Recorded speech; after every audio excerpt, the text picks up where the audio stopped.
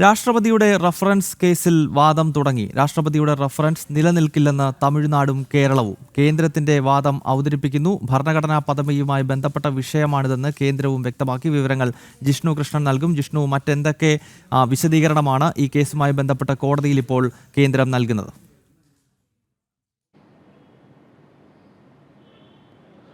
ഗൗതം, നിയമസഭകൾ പാസാക്കുന്ന ബില്ലിൽ ഒപ്പിടുന്നതിന് സമയപരിധി നിശ്ചയിച്ചിട്ടുള്ള കോടതി വിധിയിലായിരുന്നു രാഷ്ട്രപതി ദ്രൗപദി മുർമു ഭരണഘടനയുടെ സവിശേഷ അധികാരം ഉപയോഗിച്ചുകൊണ്ട് സുപ്രീം കോടതിയിൽ റഫറൻസ് നൽകിയത്. അതിൽ 14 ചോദ്യങ്ങൾ ഉന്നയിച്ചിരുന്നു. ഭരണഘടനയുടെ 143(1) അനുച്ഛേദ പ്രകാരം ആ ഒരു അധികാരം ഉപയോഗിച്ചുകൊണ്ടാണ്, സവിശേഷ അധികാരം ഉപയോഗിച്ചുകൊണ്ടാണ് രാഷ്ട്രപതി ഇത്തരത്തിൽ റഫറൻസ് നൽകിയത്. അതിൽ ഏറ്റവും പ്രധാനപ്പെട്ട ചോദ്യം, ഭരണഘടന നിശ്ചയിക്കാത്ത സമയപരിധി ഗവർണർക്കും രാഷ്ട്രപതിക്കും നിശ്ചയിക്കാൻ കോടതി വിധിയിലൂടെ സാധ്യമാകുമോ എന്ന സുപ്രധാനമായ ചോദ്യം രാഷ്ട്രപതിയുടെ റഫറൻസിൽ ഉണ്ടായിരുന്നു. ഇപ്പോൾ കോടതിയിൽ വാദം നടക്കുന്നത് രാഷ്ട്രപതിയുടെ ഈ റഫറൻസ് നിലനിൽക്കുമോ എന്ന വിഷയത്തിലുള്ള പരിശോധനയാണ് കോടതിയിൽ നടക്കുന്നത്. അതിൽ വാദം ആരംഭിച്ചിട്ടുണ്ട്. തമിഴ്നാടും കേരളവും പ്രാഥമിക വാദം പൂർത്തിയാക്കി. സംസ്ഥാനങ്ങൾ ചൂണ്ടിക്കാട്ടിയത് ഇത് രാഷ്ട്രപതിയുടെ അല്ല, പകരം കേന്ദ്ര സർക്കാരിൻ്റെ സംശയങ്ങളാണ്, നിർദ്ദേശങ്ങളാണ് രാഷ്ട്രപതി റഫറൻസിലൂടെ അവതരിപ്പിച്ചത് എന്നൊരു വാദം കോടതിക്ക് മുൻപിലേക്ക് വെച്ചിട്ടുണ്ട്. കൂടാതെ നിലവിലുണ്ടായിട്ടുള്ള കോടതിയുടെ വിധി അട്ടിമറിക്കാനാണ് ശ്രമമെന്നും